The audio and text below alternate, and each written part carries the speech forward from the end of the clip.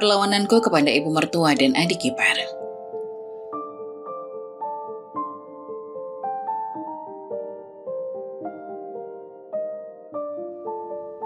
Kamu sedang apa di kamar Mbak? Tanyaku dengan nada tegas. Mbak Zara, berisik banget sih. Aku lagi teleponan sama pacarku. Jawab Gita tanpa sedikit pun rasa bersalah. Aku menghela nafas panjang mencoba untuk menahan emosiku. Tapi ini kamar Mbak dan Mas Reza Gita. Kamu gak berhak masuk sembarangan tanpa izin. Sikapnya yang dingin dan tak peduli membuatku semakin geram. Banyak omong ya kamu Mbak. Ini kan rumah kakakku. Jangan mentang-mentang kamu istrinya. Bisa seenaknya ngatur aku. Balas Gita dengan berani. Pagi itu, aku memasuki kamar, terkejut melihat Gita sedang duduk di tempat tidurku, memegang ponselnya dengan sikap acuh tak acuh. Sejak Gita, adik Mas Reza memutuskan untuk menginap di rumah kami, segala sesuatu mulai berubah. Bukan dalam artian baik, tapi dalam kekacauan yang dia bawa bersamanya. Ibunya Bu Ningsih yang meminta Gita tinggal bersama kami selama kuliah karena kampusnya lebih dekat dari rumah kami, memaksa kami menerima kehadirannya. Awalnya aku berpikir mungkin ini adalah kesempatan bagi kami untuk membantu Gita lebih fokus pada studinya dan menciptakan hubungan yang lebih dekat. Namun semakin lama Gita tinggal, semakin sulit bagiku untuk menoleransi tingkah lakunya. Aku tidak menyangka-nyangka adik iparku sendiri bisa bersikap seperti itu. Padahal niatku hanyalah menegur dengan baik. Setiap kali aku keluar kamar, pemandangan rumah yang berantakan menyambutku. Bekas makanan berserakan di ruang tamu, gelas minum yang diletakkan sembarangan di meja, dan piring-piring kotor yang ditinggalkan begitu saja di kamar. Semua itu seolah menjadi rutinitas harian Gita, dan aku yang harus membereskannya, membuatku merasa seperti pembantu di rumahku sendiri. Kelelahan fisik dan emosiku semakin memuncak. Sore itu setelah membereskan ruang tamu yang seperti kapal pecah, aku menghampiri Mas Reza yang sedang duduk santai di kamar. Mas, bisa gak sih sekali-kali kamu tegur Gita? Rumah jadi berantakan sekali, ucapku. Suaraku terdengar lembut namun penuh harap. Mas Reza hanya menatapku sebentar, lalu menghela nafas. Biarin saja sayang. Nanti kalau ditegur dia malah ngadu ke ibu. Kamu tahu kan, ibu pasti akan membelanya dan memarahiku. Hatiku semakin terluka mendengar jawaban Mas Reza. Suamiku yang biasanya perhatian lebih memilih untuk diam. Dia seolah-olah tidak mau terlibat dalam konflik ini karena ketakutan pada ibunya. Ini bukan pertama kalinya aku merasakan bahwa Mas Reza lebih mementingkan pendapat dan perasaan ibunya dibandingkan perasaanku sebagai istrinya. Mas, ini bukan soal aku atau Gita. Ini soal tanggung jawab. Kita ini suami istri, harusnya saling mendukung. Lanjutku dengan nada memohon, berusaha agar Mas Reza memahami sudut pandangku. Namun Mas Reza hanya tersenyum kecil, seolah menganggap remehnya masalah yang sedang kami hadapi. Sudahlah Zara, gak usah terlalu dipikirin. Lagian, kita juga tidak selamanya tinggal di sini. Jawaban itu tidak membuatku merasa lebih baik. Setiap hari, kehadiran Gita seperti duri dalam rumah tangga kami. Bukannya membawa kedamaian, dia malah menambah beban dalam kehidupanku yang seharusnya nyaman setelah memutuskan berhenti dari karirku demi fokus pada keluarga. Tapi sayangnya, aku harus mengorbankan lebih dari itu, terutama rasa hormatku terhadap suami yang selalu tunduk pada keluarganya. Aku hanya bisa berharap, suatu saat Mas Reza menyadari bahwa kebahagiaan rumah tangga kami seharusnya menjadi prioritas utama. Oh iya, perkenalkan namaku Zara. Sebelum aku menikah dengan Mas Reza, aku adalah seorang wanita karir yang sibuk dan ambisius. Aku bekerja keras sejak masa kuliah, dan itu semua membuahkan hasil. Setelah lulus cum laude dengan IPK sempurna 4.0, banyak perusahaan besar yang menawari posisi bergengsi untukku. Bahkan pada usia yang relatif muda, aku berhasil menjadi salah satu direksi di sebuah perusahaan ternama. Pencapaian yang kuperoleh bukan semata-mata karena keberuntungan, tapi karena kerja keras, dedikasi, dan kemampuanku yang diakui sejak masa kuliah. Sejujurnya, aku menikmati kesibukan dan tantangan di dunia kerja. Setiap hari ada masalah yang harus dipecahkan, target yang harus dicapai, dan tim yang harus kuarahkan. Rasanya begitu memuaskan ketika aku bisa menutup hari dengan pencapaian yang nyata. Tidak ada yang lebih membanggakan daripada melihat hasil dari kerja keras dan dedikasi bertahun-tahun. Aku tahu aku bisa terus melangkah lebih jauh dan mencapai lebih banyak. Namun semua itu berubah ketika aku bertemu dengan Mas Reza. Dia pria yang baik, penuh perhatian, dan kami jatuh cinta dengan cepat. Dalam waktu singkat, hubungan kami berlanjut ke jenjang pernikahan.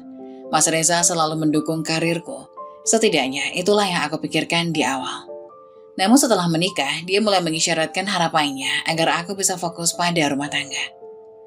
Sekarang kita sudah menikah sayang, aku ingin kamu fokus di rumah saja biar cepat hamil. Katanya suatu malam, seolah-olah pengunduran diri dari karirku adalah keputusan sederhana.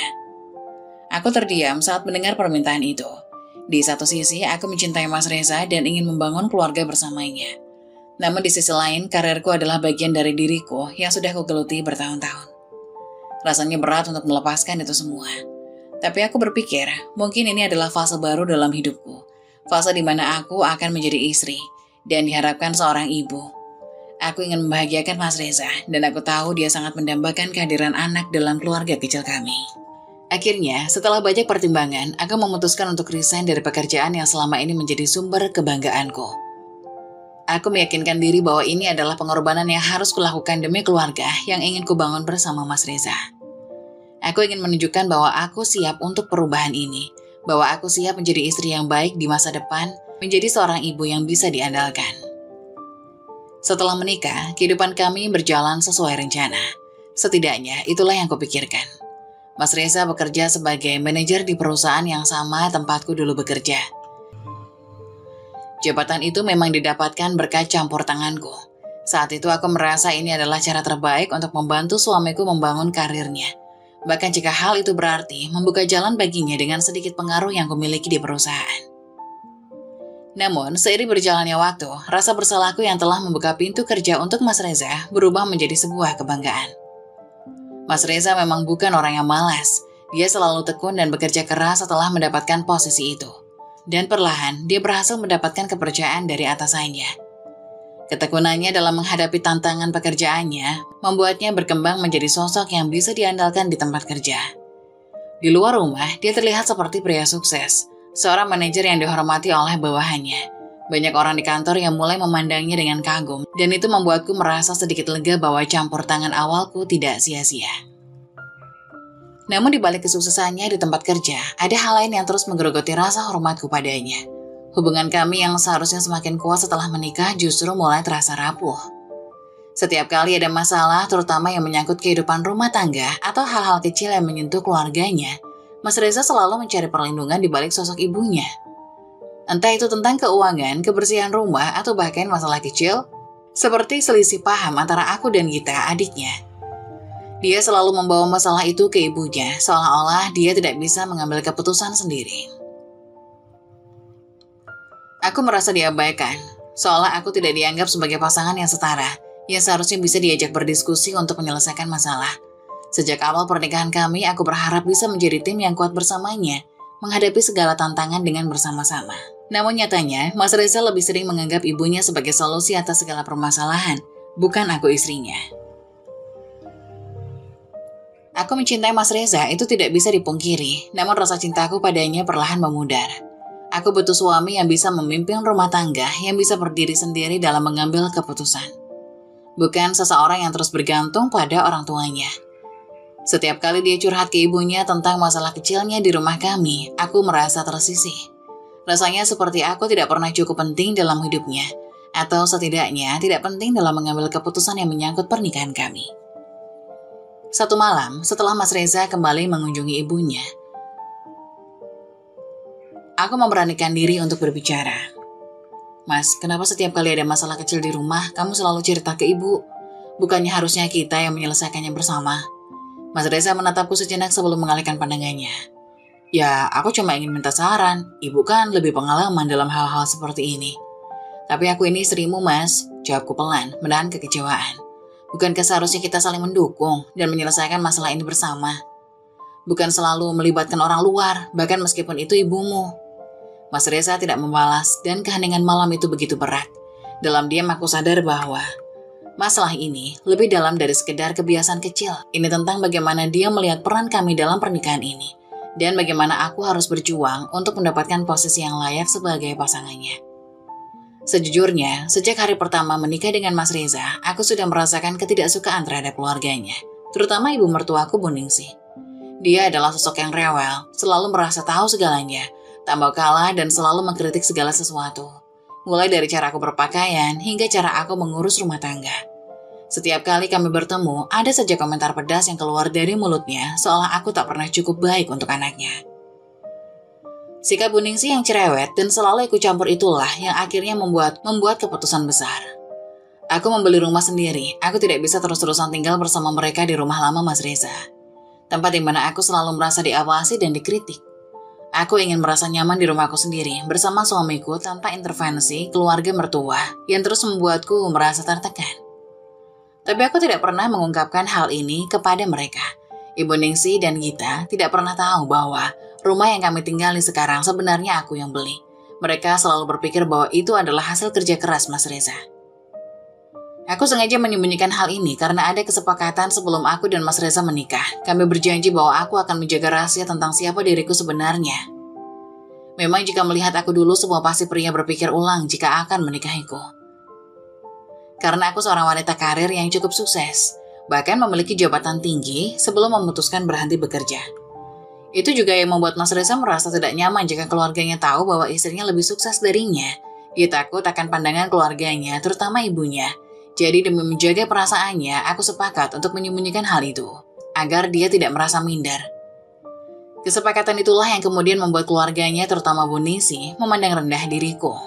Mereka menganggap aku tidak lebih dari seorang istri biasa yang bergantung sepenuhnya pada suaminya. Bahkan ketika rumah ini dibeli, mereka memuji Mas Reza setinggi langit, menganggap bahwa dia adalah pria yang bertanggung jawab dan sukses karena mampu memberikan rumah yang layak untuk istri dan keluarganya. Aku hanya diam menahan diri agar tidak mengungkapkan kebenaran. Namun kesabaranku mulai diuji ketika Gita memutuskan untuk tinggal di rumah kami selama kuliah. Gita dengan segala kelancangan dan keangkuhannya menganggap dirinya berhak atas segala yang ada di rumah ini. Dia mulai kurang ajar padaku, bahkan tanpa malu-malu menggunakan kosmetikku tanpa izin. Tidak hanya itu, dia juga sering minta uang kepada Mas Reza seolah-olah dialah yang berkuasa di rumah ini.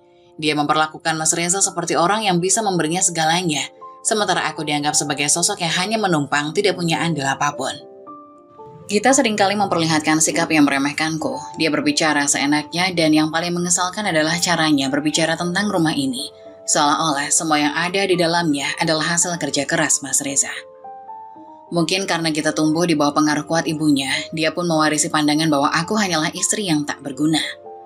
Di mata mereka aku tidak lebih dari sosok yang harus berterima kasih karena telah menikah dengan pria seperti Mas Reza yang sukses dan mampu memberikanku kehidupan yang layak. Namun, aku tetap memilih diam.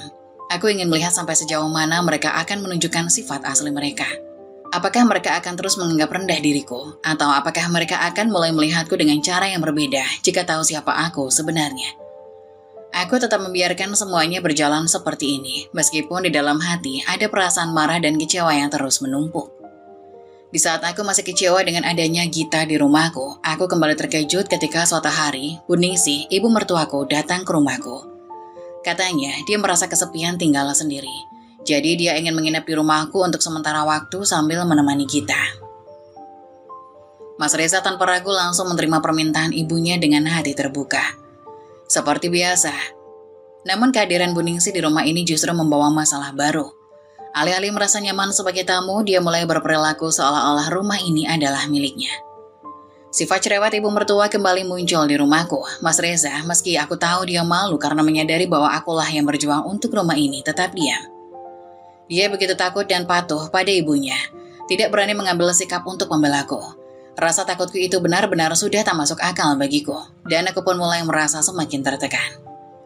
Setiap hari, setelah Mas Reza pergi bekerja, aku seperti dijadikan pelayan oleh mereka. Bu Ningsih dan Gita tanpa ragu menyuruhku melakukan berbagai hal, membersihkan rumah, memasak, dan melakukan pekerjaan rumah lainnya. Sementara mereka hanya duduk santai, menonton televisi atau sibuk dengan ponsel mereka. Saat aku merasa lelah, bukannya diberi waktu untuk istirahat, aku malah disuruh memijat badan Bu Ningsih. Aku mulai merasa seperti budak di rumahku sendiri.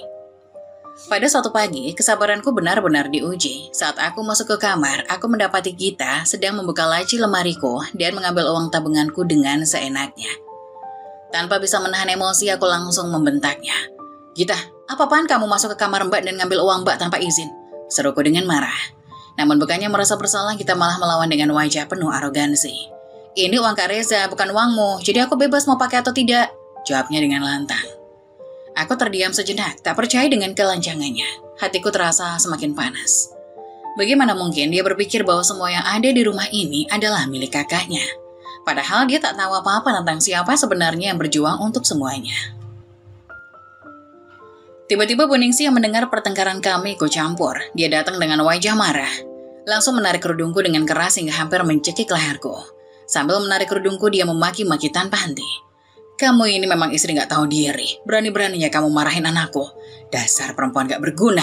Caci Bu Ningsi dengan penuh kemarahan. Aku hampir tak bisa bernafas, tubuhku terasa lemas sementara Bu Ningsi terus menarik kerudungku. Air mataku menetes, tapi aku berusaha menahannya. Di dalam hati, aku merasa begitu sakit, bukan hanya karena fisikku tersakiti, tapi juga karena penghinaan ini seolah mengguncang harga diriku sebagai istri dan wanita. Tidak pernah sekalipun aku menyangka akan diperlakukan sekejam ini di rumah yang seharusnya menjadi tempatku berlindung. Bu Ningsi terus melontarkan kata-kata kasar, seolah semua kemarahan dan kebenciannya selama ini tercurahkan pada aku, dalam satu ledakan emosi. Di sisi lain, Gita hanya menonton dengan senyum sinis di wajahnya, seolah dia merasa menang karena berhasil mengaduk-aduk emosi ibuku untuk menyerangku. Hari itu, aku merasa benar-benar tak berdaya. Mas Reza tidak ada di rumah untuk menyaksikan perlakuan kejam keluarganya terhadapku. Meski aku tahu, pada akhirnya, Mas Reza juga tidak akan membela aku di hadapan ibunya. Keterikatannya pada keluargaku begitu kuat, dan aku tahu aku tak akan pernah bisa mengubah itu. Dan benar saja, apa yang menjadi firasatku tadi pagi terjadi. Saat aku mencoba mengadu ke Mas Reza malam hari setelah dia pulang kerja, aku menatapnya dengan harapan dia akan berdiri di pihakku. Setidaknya untuk sekali saja. Namun raut wajahnya memperlihatkan ketakutan yang tak bisa disembunyikan. Di saat kami semua berkumpul di ruang tamu, aku, Mas Reza, Gita, dan Bu Ningsi, Mas Reza mencoba memulai obrolannya. Namun beberapa kata keluar dari mulut Mas Reza, ibunya sudah mulai marah. Alih-alih menenangkan situasi, Mas Reza malah diam ketika ibunya mulai mencaci maki aku lagi. Menumpahkan segala kemarahannya seolah-olah aku adalah sumber segala masalah di rumah ini. Gita hanya duduk diam di sudut, menikmati drama yang seolah sudah ia duga akan terjadi. Mas Reza terus terdiam, tidak berani menegur ibunya. Hatiku hancur, tapi aku tetap menahan diri. Meski caci maki Bu Ningsi begitu menusuk hati, aku tetap berusaha tenang. Ada sesuatu dalam diriku yang masih belum siap untuk membuka semuanya. Belum siap untuk menunjukkan siapa aku sebenarnya. Aku tahu jika aku membuka mulut tentang siapa yang sebenarnya berjuang untuk rumah ini, semuanya akan berubah. Namun aku ingin mereka mengerti tanpa harus menjelaskan siapa aku. Aku ingin mereka tahu dengan sendirinya, walaupun mungkin itu mustahil. Keesokan harinya, hal yang lebih mengejutkan terjadi. Hari itu adalah hari libur Mas Reza, dan aku memutuskan untuk meminta waktu sejenak untuk menghirup udara segar. Jauh dari kekacauan rumah ini, aku ingin kami berjalan-jalan berdua, berharap itu bisa mengurangi stres yang sudah menumpuk di dadaku. Mas Reza yang merasa bersalah karena tidak bisa membela aku semalam, setuju untuk pergi bersamaku. Aku sempat merasa lega, berpikir mungkin ini adalah awal dari perubahan kecil yang aku harapkan. Kami sudah siap untuk pergi, semua persiapan sudah selesai. Dan kami sudah di depan pintu. Namun suara teriakan keras Bu Ningsi menghentikan langkah kami. Kalian mau kemana? Hari ini ada tamu yang akan datang. Kalian gak bisa pergi begitu saja. Serunya dengan nada perintah. Aku merasa ada dorongan dalam diriku untuk melawan. Ini adalah hari libur Mas Reza. Kami butuh waktu untuk beristirahat. Aku sudah tidak bisa terus mengikuti permintaan ibu mertua yang seolah ingin mengendalikan setiap langkah hidup kami. Bu, kami sudah punya rencana. Kami mau jalan-jalan sebentar. Tamu bisa ditunggu nanti. Jawabku, mencoba untuk tenang namun tegas. Namun Bu Ningsi tak mau kalah, dia menggertak Mas Reza dengan pandangan tajam seolah menantang anaknya untuk melawan. Dan seperti yang sudah kuduga, Mas Reza langsung mengendur. Wajahnya memucat dan dengan suara pelan dia berkata padaku, sayang, kita tunggu tamunya saja dulu ya. Ibu benar, gak enak kalau kita pergi sekarang. Aku hanya bisa menatapnya dengan penuh kecewa. Sekali lagi, rasa takutnya pada ibunya mengalahkan keinginannya untuk berdiri di sisiku. Rasa frustasiku semakin membesar. Aku yang berharap hari itu bisa menjadi momen pelarian kecil dari segala tekanan, justru harus kembali mengalah. Kembali menuruti perintah orang yang seharusnya tidak punya kuasa di rumah ini. Bu Ningsi tersenyum puas. Gita menatapku dengan pandangan penuh kemenangan. Aku merasa terkepung di rumahku sendiri, seolah-olah aku sebagai istri dan tuan rumah dirampas begitu saja. Rasanya batas kesabaranku semakin tipis. Setelah hampir 15 menit aku menunggu, akhirnya tamu itu datang. Saat tamu itu turun dari mobilnya, aku terperanjat kaget. Ternyata tamu itu Karin, mantan pacar Mas Reza sewaktu SMA. Waktu itu aku sudah mendengar tentang Karin dari Mas Reza sebelum kami menikah. Karena kami sepakat untuk menceritakan masa lalu masing-masing. Aku tahu persis siapa Karin, dan melihatnya muncul di rumahku hari itu membuat hatiku berdebar aneh. Ibu mertua langsung menyuruhku ke dapur untuk membuat minuman, sementara dia mengajak Mas Reza untuk duduk dan mengobrol dengan Karin. Dari balik pintu dapur, aku bisa melihat bagaimana Karin berusaha keras membuka percakapan dengan Mas Reza. Wajahnya penuh rayuan, seolah-olah dia masih ingin menghidupkan kembali kenangan lama mereka. Namun aku juga bisa melihat sikap Mas Reza yang tampak sedikit kikuk dan canggung. Dia tak sepenuhnya menanggapi Karin, mungkin karena merasa tidak enak hati denganku. Selama ini, Mas Reza memang sudah beberapa kali mencoba untuk menegur ibunya agar tidak terlalu keras terhadapku. Dia tahu betul bagaimana aku diperlakukan di rumah ini. Tapi setiap kali dia melakukannya, ibunya selalu membalas dengan kemarahan. Reza, kamu terlalu lemah, kamu suami, harus tegas. Jangan biarkan istrimu melawan. Bentaknya, membuat Mas Reza terdiam. Aku berdiri di dapur mencampur minuman sambil mendengarkan percakapan mereka di ruang tamu. Hatiku gelisah, penuh dengan rasa was-was. Tiba-tiba suara ibu mertua menggelegar. Zara, minumannya mana? Cepat keluarkan. Aku yang masih tenggelam dalam pikiranku terkejut. Hampir menjatuhkan gelas di tangan. Saat itulah, untuk pertama kalinya, aku tak bisa menahan perasaanku. Bu, kenapa ibu tega membawa Karin ke sini? Tanyaku dengan suara yang mencoba tetap tenang, meski hatiku terasa hancur. Namun jawaban ibu mertua membuat luka di hati semakin dalam. Ini rumah Reza, Zara. Jadi aku bebas melakukan apapun yang aku mau. Kalau aku ingin Karin di sini, dia juga berhak datang. Jawabnya dengan nada dingin dan penuh kemenangan. Kata-katanya menyiratkan bahwa aku tak punya kuasa di rumah yang ironisnya adalah hasil keringatku sendiri. Aku hanya bisa terdiam. Sekali lagi aku memilih untuk menahan amarahku, mengikuti permainan yang ibu ciptakan. Tapi di dalam hatiku, aku tahu ada yang tidak beres dengan kedatangan Karin hari itu. Rasa cemburu dan kegelisahan mulai merayap. Tapi aku mencoba menenangkan diri dan menghidangkan minuman untuk mereka. Dugaanku ternyata benar. Setelah mendengar percakapan lebih lanjut di antara mereka, niat tersembunyi dari kedatangan Karin mulai terungkap. Ibu mertua secara tersirat menyatakan keinginannya agar Karin menjadi istri kedua Mas Reza. Hatiku seakan jatuh ke dasar jurang yang dalam. Aku tak pernah menyangka hal seperti itu akan terjadi, terlebih di rumahku sendiri. Hari itu, aku lebih memilih untuk tidak melawan. Bukan karena aku lemah, tapi karena aku tahu pertarungan ini lebih besar dari yang terlihat. Aku harus bermain cerdas. Hati kecilku hancur, tapi aku menyembunyikan rasa sakit itu dalam-dalam. Ada sesuatu yang lebih penting daripada hanya sekedar menunjukkan emosiku saat ini.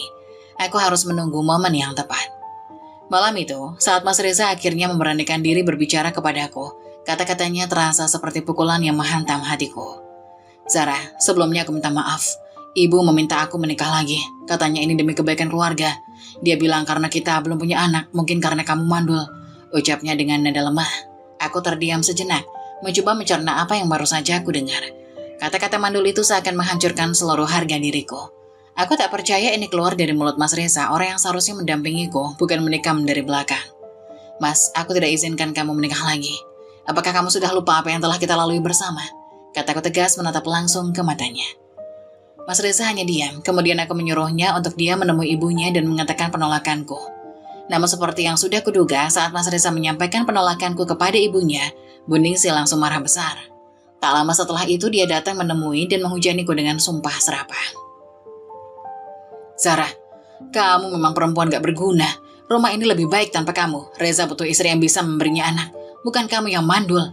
Teriaknya tanpa rasa iba sedikit pun.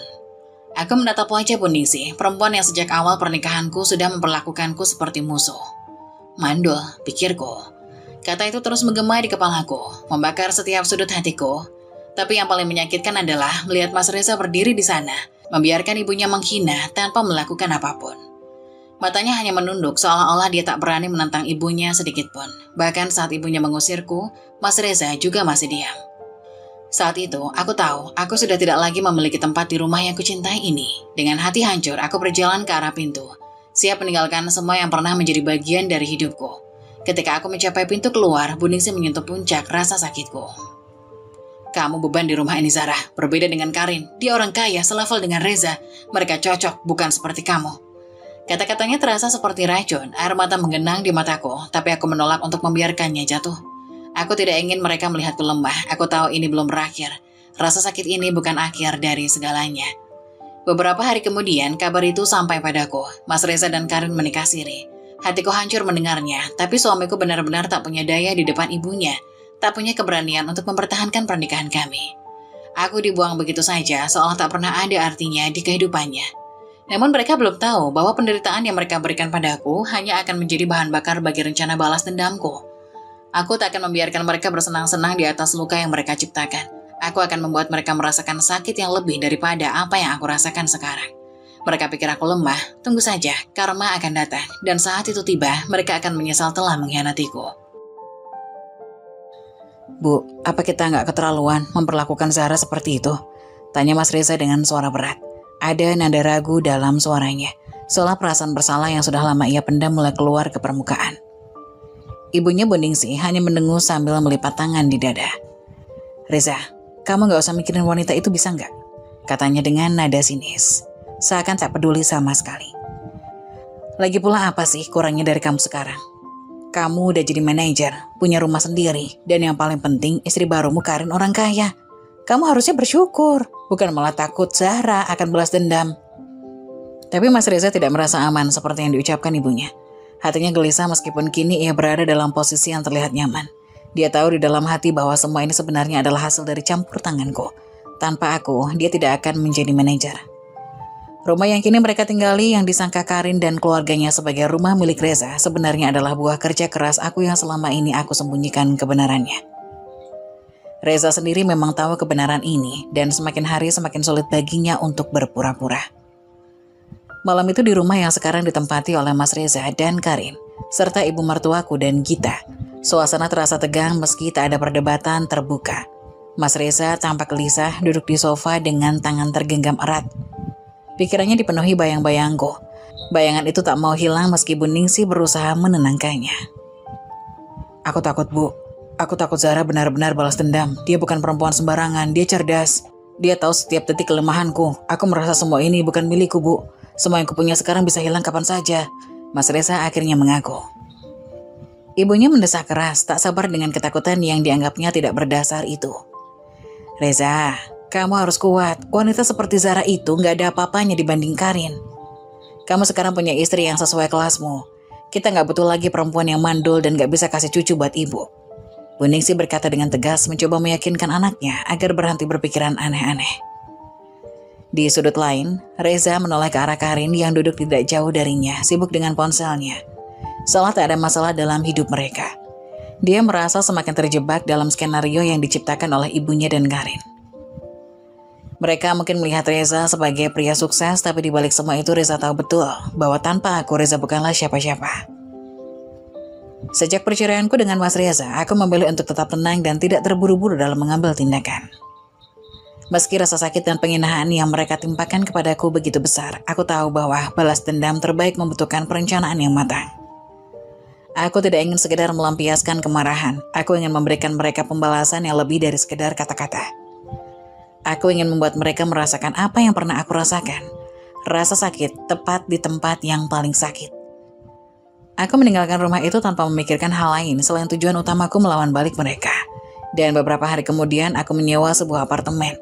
Tempat ini tidak sebesar rumah yang dulu kubeli dengan jerih payahku. Tapi apartemen ini menjadi ruang di mana aku bisa menyusun kembali hidupku. Di sini aku merasakan kedamaian. Kedamaian sebelum badai balas dendamku yang akan segera datang melanda hidup Reza dan keluarganya tiba. Dengan hati-hati aku mulai merangkai kembali jaringan yang dulu pernah kubangun. Aku menghubungi teman-teman lama yang bekerja di perusahaan dulu. Perusahaan yang sama dengan tempat Mas Reza bekerja. Mereka adalah orang-orang yang masih setia padaku. Mereka adalah orang-orang yang tahu bahwa kesuksesan yang diraih oleh Reza tidak sepenuhnya hasil usahanya sendiri, melainkan karena bantuanku. Sore itu, aku memutuskan untuk menghubungi Reni, sahabat dekatku yang juga menjabat sebagai salah satu direksi di perusahaan tersebut. Sore itu aku memutuskan untuk menghubungi Reni, sahabat dekatku yang juga menjabat sebagai salah satu direksi di perusahaan tersebut. Reni adalah sosok yang selalu ada di sampingku baik saat aku berada di puncak maupun saat aku terpuruk. Zahra, apa kabar? Tumben kamu nelpon. Suara Reni di telepon terdengar hangat seperti biasa. Namun aku bisa merasakan kekhawatirannya saat mengetahui kabar perceraian ini. Aku baik Ren, tapi ada banyak yang harus kuceritakan padamu. Jawabku dengan suara bergetar, namun aku menahannya agar tidak terkesan rapuh. Kami pun bertemu di sebuah kafe. Saat duduk berhadapan dengannya, perasaanku campur aduk. Aku tahu bahwa ini adalah bagian dari rencanaku. Namun menceritakan semuanya tetap terasa menyakitkan.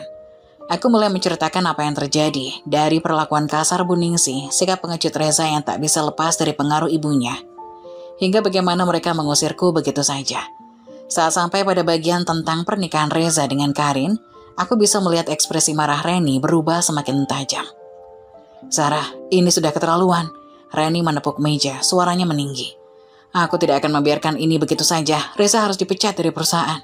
Aku bisa langsung mengusulkan itu ke Dewan Direksi." Aku menatap Reni dan merasakan dorongan kuat untuk mengatakan iya, tapi tidak, ini belum waktunya. Jika Reza dipecat sekarang, itu terlalu mudah. Mereka tidak akan merasakan penderitaan yang sama seperti yang aku rasakan. Tidak, aku ingin lebih dari itu. "Jangan dulu, Ren," kataku dengan senyum kecil yang tersembunyi. "Aku punya cara yang lebih elegan. Biarkan mereka merasakan senang dulu. Merasa bahwa mereka menang. Nanti saat waktunya tiba, mereka akan terjebak dalam lubang yang aku buat." Reni memandangku penuh perhatian. "Apa rencanamu, Zara?" Aku menarik nafas dalam. "Aku ingin menghancurkan mereka secara perlahan. Reza mungkin terlihat seperti pria yang kuat dan sukses. Tapi kau tahu betul bahwa semua kesuksesannya itu tidak lepas dari pengaruhku. Tanpa bantuanku dia bukan apa-apa. Kita mulai dari sana." Reni mengangguk, menyadari bahwa rencana ini jauh lebih besar dari sekedar pemecatan. "Baiklah, aku ngerti. Aku akan berada di belakangmu, Zara. Kita akan melakukan ini dengan hati-hati." Di sisi lain, kehidupan keluarga Mas Reza mulai terjadi banyak masalah. Gita, adik perempuan Mas Reza yang dulu begitu dibangga-banggakan oleh ibunya, kini menjadi sumber aib terbesar bagi keluarganya. Gadis yang selama aku tinggal di rumah itu hanya tahu bermalas-malasan, sibuk dengan urusan pacar dan jarang sekali memikirkan masa depannya. Kini harus menanggung akibat dari perilakunya. Kehamilan di luar nikah yang ditutupinya akhirnya terbongkar. Hubungan yang terlalu jauh dengan pacarnya itu berujung pada kehancuran, tidak hanya bagi dirinya tapi juga bagi nama baik keluarganya. Yang lebih memalukan lagi, video saat hubungan intim Gita dengan pacarnya tersebar luas di media sosial, menjadi bahan gunjingan dan olok-olokan orang.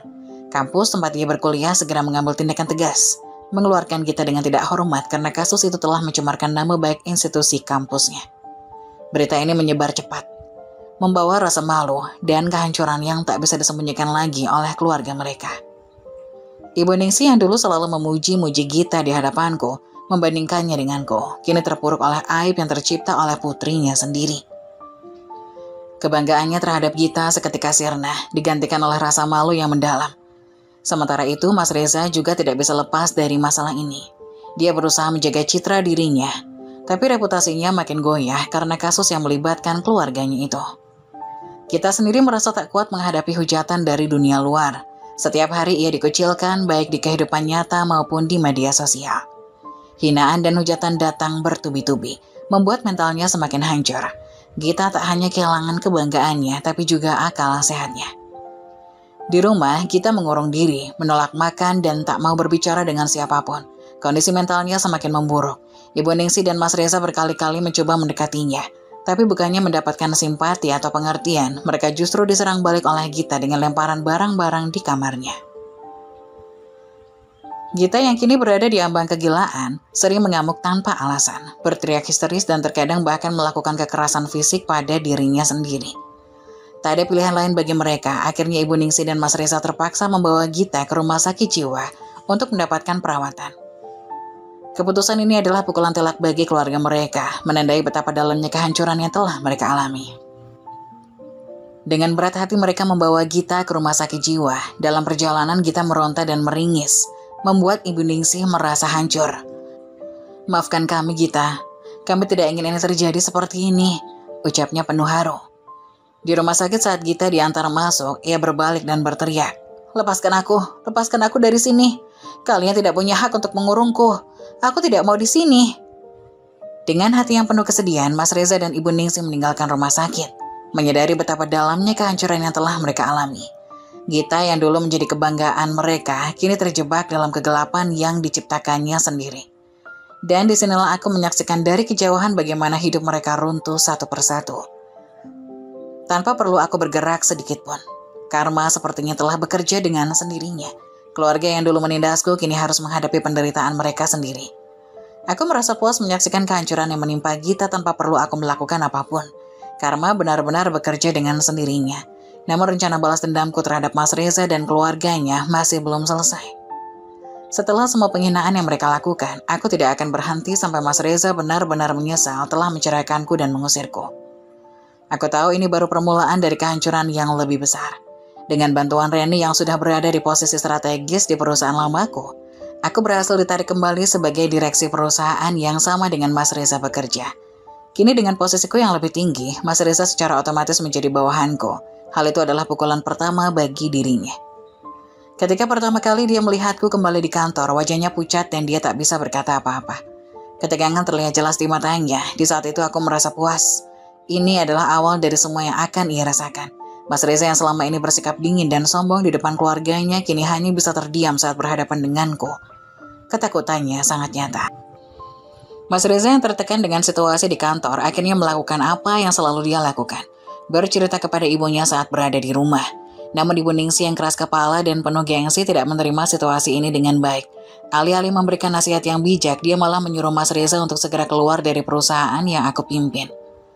Menurutnya, Mas Reza tidak perlu tunduk kepada mantan istri yang dianggap rendah oleh keluarganya. Seperti biasanya, Mas Reza mengikuti perintah ibunya tanpa berpikir panjang.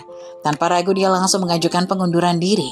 Aku dan Reni hanya bisa tertawa melihat betapa mudahnya Mas Reza dikendalikan oleh ibunya.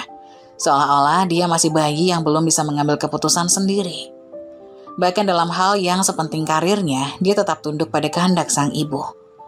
Namun keputusan itu adalah kesalahan fatal bagi Mas Reza. Setelah keluar dari perusahaanku, dia mendapati bahwa tidak ada satupun perusahaan yang mau menerimanya. Mas Reza tidak pernah menyadari betapa prestisiusnya perusahaan yang aku pimpin dan bagaimana pengaruh perusahaanku di industri ini. Dengan rekomendasi dariku dan CEO perusahaanku, reputasi Mas Reza hancur di mata perusahaan lain. Dia kini menjadi orang yang tidak diinginkan, namanya menjadi daftar hitam di semua perusahaan. Ironi terbesar adalah ketika Mas Reza yang dulu begitu meremehkanku sekarang harus merasakan akibat dari kesalahannya. Tanpa pekerjaan, tanpa dukungan, dia kini terjebak dalam hidup yang semakin sulit. Balas dendamku baru saja dimulai dan aku tahu bahwa penderitaan yang akan dia rasakan tidak akan berakhir di sini. Kehidupan Mas Reza dan keluarganya kini benar-benar berbalik 180 derajat. Karin yang dulu dipuja sebagai wanita kaya dan sukses ternyata hanyalah seorang penipu. Mobil mewah yang pernah ia pamerkan hanyalah mobil sewaan. Rumah serta keluarganya yang ia banggakan hanyalah kebohongan. Ketika kebohongannya terungkap, Bu Ningsih sangat marah. Namun bukannya merasa bersalah, Karin yang sudah terbiasa hidup dengan bebas malah melawan. Apa-apaan ini Karin? Jadi semua yang kamu omongin itu bohong. Bentak Bu Ningsih dengan wajah merah padam. Emangnya kenapa Bu? Urusan saya, bukan urusan ibu. Jawab Karin dingin sambil mengemasi barang-barangnya. Kurang ajar. Kamu pikir kamu bisa mempermainkan kami begitu saja? Keluar kamu dari rumahku sekarang. Teriak Bu Ningsih.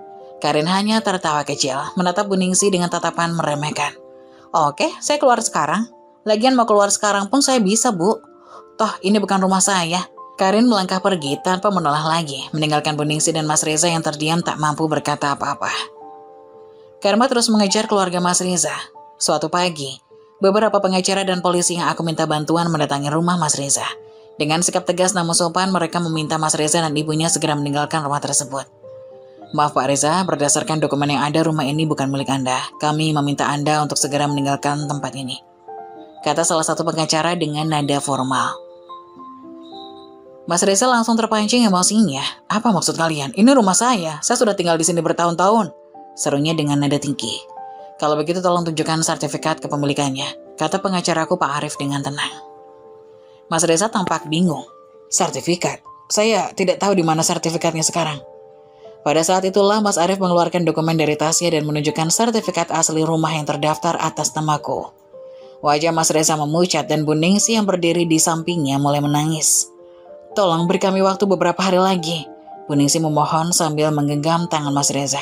Suaranya bergetar penuh kecemasan. Kami tidak punya tempat tinggal lain. Rumah kami yang dulu sudah dijual untuk biaya hidup dan pengobatan anak saya. Pak Arif menatap mereka dengan penuh simpati. Tapi tugas adalah tugas. Saya harus menghubungi Ibu Sarah dulu. Keputusan ada di tangan beliau. Telepon berdering di apartemenku. Pak Arif mengabarkan permintaan mereka. Aku mendengar semuanya dengan hati-hati. Tapi hatiku sudah dingin. Bu Sarah, mereka memohon diberi waktu beberapa hari lagi. Bu Sarah, mereka memohon diberi waktu beberapa hari lagi. Bagaimana Bu? Tanya Pak Arif melalui telepon. Aku terdiam sejenak. lalu menjawab dengan tegas. Tidak Pak Arif, mereka harus keluar hari ini juga, aku sudah menunggu terlalu lama untuk ini. Terdengar suara protes dari seberang, suara Mas Reza terdengar putus asa. Zara, tolong maafkan aku, beri kami kesempatan. Aku janji akan memperbaiki semuanya. Suaranya bergetar terdengar seperti orang yang tak punya harapan lagi. Aku tersenyum dingin mendengar permohonan itu. Telepon kututup tak lagi ingin mendengarkan permohonannya. Aku tahu ini mungkin terdengar kejam, tapi mereka harus tahu bahwa semua perbuatannya tak akan pernah luput dari balasan. Tak lama kemudian, polisi membantu mereka keluar dari rumah. Buningsi menangis histeris sambil memeluk koper-koper yang mereka bawa. Sementara Mas Reza hanya bisa menunduk, matanya kosong penuh dengan rasa malu.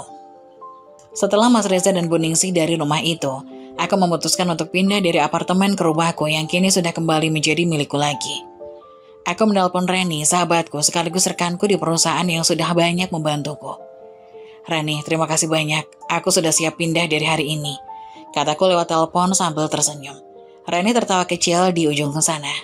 Akhirnya Zara, kamu layak mendapatkan ini. Oh ya Ren, kalau kamu sempat nanti mampir ke apartemenku ya, bantu-bantu aku pindahan. Iya Zara, bentar lagi aku datang ke rumahmu ya. Tutup Reni. Aku merasa kemenangan ini memang tak lepas dari usaha Reni yang selalu membantuku. Bagiku Reni adalah rekan kerja sekaligus keluarga yang sebenarnya bukan seperti Mas Reza dan ibunya. Hari-hari yang kulewati setelah berhasil merebut kembali rumahku terasa seperti mimpi. Aku duduk di ruang tamu, menatap setiap sudut ruangan membayangkan rumah yang dulu terasa seperti penjara. Kini terasa seperti istana pribadiku. Aku tidak bisa menahan rasa puas yang memenuhi hatiku. Sebuah perasaan yang tidak pernah kubayangkan akan kurasakan. Namun kepuasan itu bukan hanya soal material, melainkan karena mereka akhirnya merasakan apa yang pernah mereka lakukan padaku. Aku bukan orang kejam. Setidaknya, aku selalu meyakinkan diriku seperti itu. Tapi setiap kali mengingat bagaimana Buningsi dan Mas Reza memperlakukanku, mengusirku dari rumah ini tanpa ampun, aku merasa berhak atas pembalasan ini. Semua ini bukan hanya soal balas dendam, melainkan pelajaran yang harus mereka terima. Pagi itu setelah beberapa hari menikmati kembali rumahku, aku memutuskan untuk berangkat kerja lebih awal. Cuaca pagi begitu cerah, seolah menyambut hari baru yang penuh harapan. Dengan mengenakan setelan rapi dan hijab yang selalu menutup auratku, aku keluar dari pintu depan rumah dan menuju mobilku yang sudah menunggu di garasi. Namun saat mobilku mulai melaju keluar dari gerbang, sesuatu yang tak terduga terjadi. Dua sosok berdiri di tengah jalan menghalangi mobilku. Aku mengerutkan kening, mencoba memastikan siapa mereka di balik kaca mobil. Sosok itu terlihat kotor, lusuh, dengan pakaian yang tak layak. Wajah mereka penuh dengan debu, rambut acak-acakan, dan pakaian mereka sudah terlihat kumal. Aku memicingkan mata, mencoba mengenali mereka. Dan saat aku sadar siapa mereka, jantungku berdegup kencang. Mereka adalah Mas Reza dan Buningsi, bekas suami dan ibu mertuaku yang dulu mengusirku dari rumah ini tanpa belas kasihan. Tapi kini, mereka berdiri di depanku tak lebih dari bayangan masa lalu yang menyedihkan. Zara, tolong maafkan kami, teriak Mas Reza, suaranya serak dan penuh kepanikan. Mereka mendekati mobilku dengan mereka mengetuk-ketuk jendela dengan keras. Mas Reza terlihat putus asa, wajahnya pucat dan matanya bengkak, seolah sudah berhari-hari tak tidur. Sementara itu Buningsi yang dulu begitu angkuh dan tidak pernah mau menunduk, kini menangis terseduh-seduh. Matanya penuh air mata. Zara, tolong beri kami kesempatan. Suara Buningsi hampir tak terdengar di antara isak tangisnya. Wanita yang dulu selalu merasa superior kini tampak rapuh dan hancur. Aku duduk membeku di dalam mobil, otakku berusaha memproses apa yang sedang terjadi. Mereka terlihat begitu menyedihkan. Pakaian mereka yang lusuh, wajah yang penuh kesedihan, dan suara yang meminta belas kasihan. Aku teringat saat mereka mengusirku dari rumah ini tanpa memedulikan perasaanku.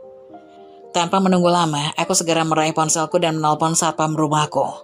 Pak Burhan, tolong ke depan gerbang sekarang, ada yang menghalangi mobil saya.